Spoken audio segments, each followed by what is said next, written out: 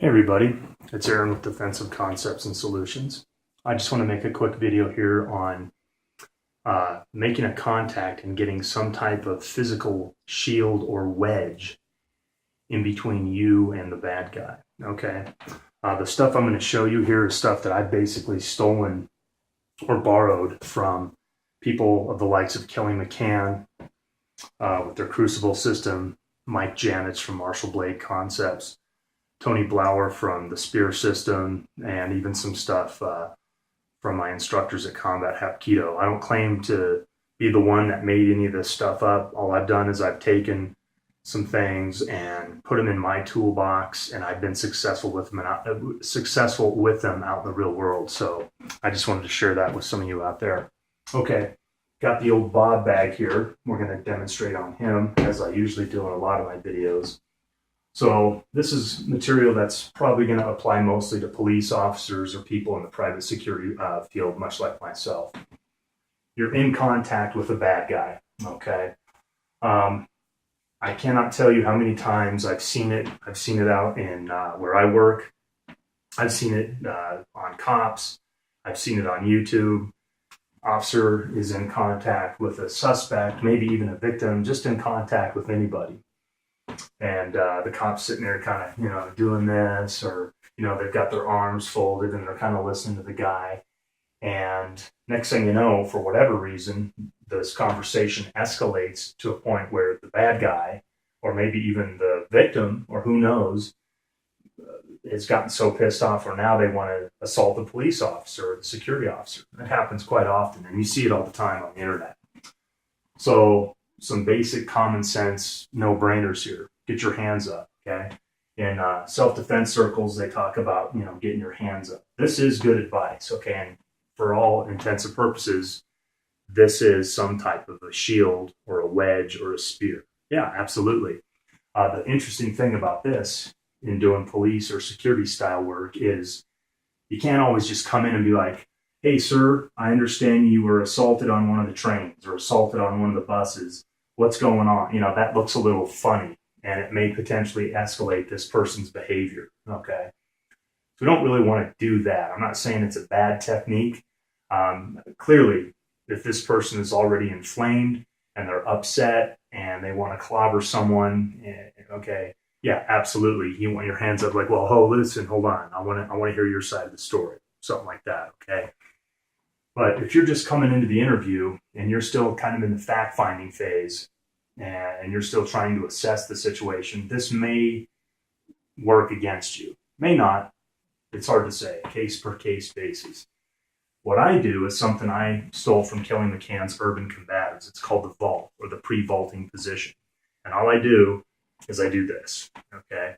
I keep my hand underneath my elbow, and I just kind of keep it here, okay? And I try to keep my hand out of the way of my face, okay?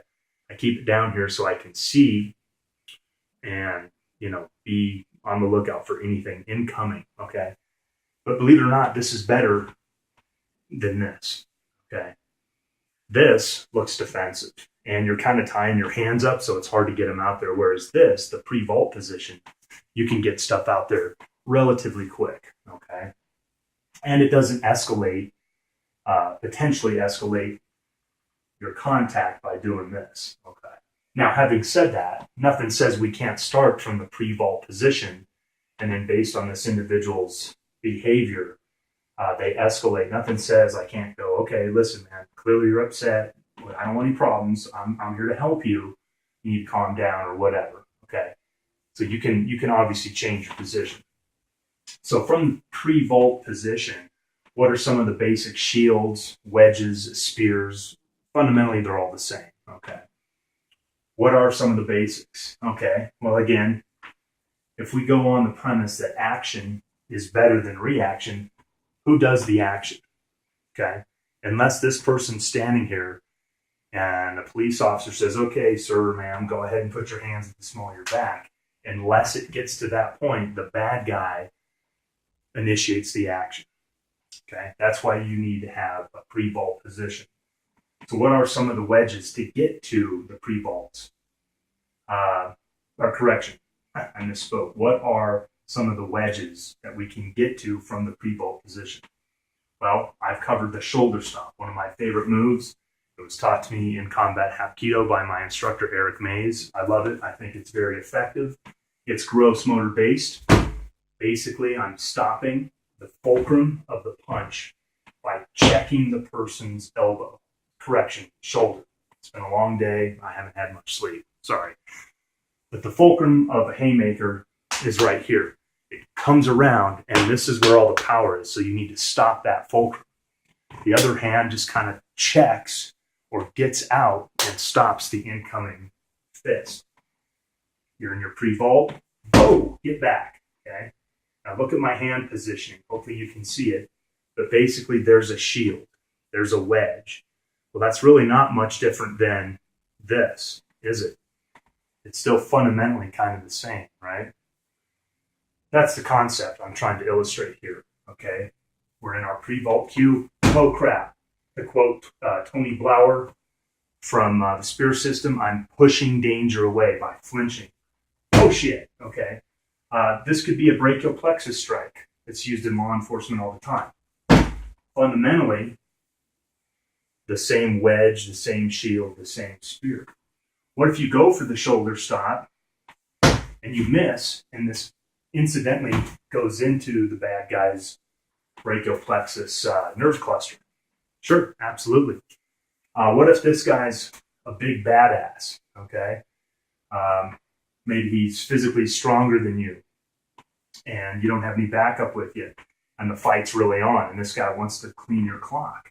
Well, you know, we can go from a shoulder stop to wiping the face and then wrapping the arm.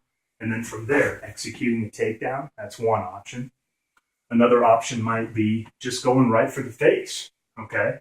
It might just be, oh, get back, okay? This guy wants to kick your ass. Maybe you need to up your game and just get really aggressive, okay? If you look at the body mechanics, again, there's a shield. Could be a reinforced grip. Same thing. From here, whoa, okay? I'm hiding my face underneath my elbow, okay? If I'm lucky, that elbow digs into something, okay? But I'm going to kind of monitor where his arm is. I'm from here. I'm negating most of his assault, and I'm kind of putting a little bit of my weapon system into his face, okay? So these are some of the concepts. Get something in between you and the bad guy, okay? And there's a whole gamut of things you can do from there. Again, it's kind of dictated on what happens with him. My shoulder stop. I can wrap the face, do a takedown. Maybe, like I've illustrated in other videos, I shoulder stopped and I want to go right into cyclic punching. Maybe this is all I need to do.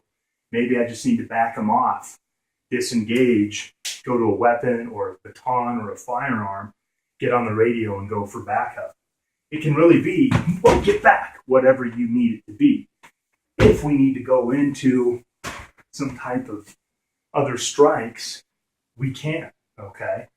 If this guy's a real big badass, you shoulder stop, maybe you wrap his arm and feed him some knee strikes to the groin. It can be whatever you want, but it's got to be simple, gross motor, and effective. And that's what these are. This is an oh shit gross motor function. This is an oh shit gross motor function, just like this is. So is this. So is this. So is this. Okay? And it can be whatever we need it to be. So kind of build on those concepts. Look at your wedge. What does it need to be? Palm heel. Brachial plexus. Shoulder stop. Anything but get something up there. Think about having some kind of pre-vault position to get to your wedge, okay? Maybe the wedge is all you need, okay? Tony Blauer does a great video of just using his wedge system or spear system, what he calls outside 90, and he just keeps it there and gets good body structure, and the guy goes for headlocks, haymakers, takedowns, and just by keeping that outside 90 position, he's able to weather the storm long enough where he can start feeding hammer strikes, knees, and elbows onto the guy, okay? And that's really the key. So the fundamental purpose I'm doing this video is just showing you some quick and basic concepts to get a wedge or a shield between you and the bad guy. Have a pre-vault position, okay?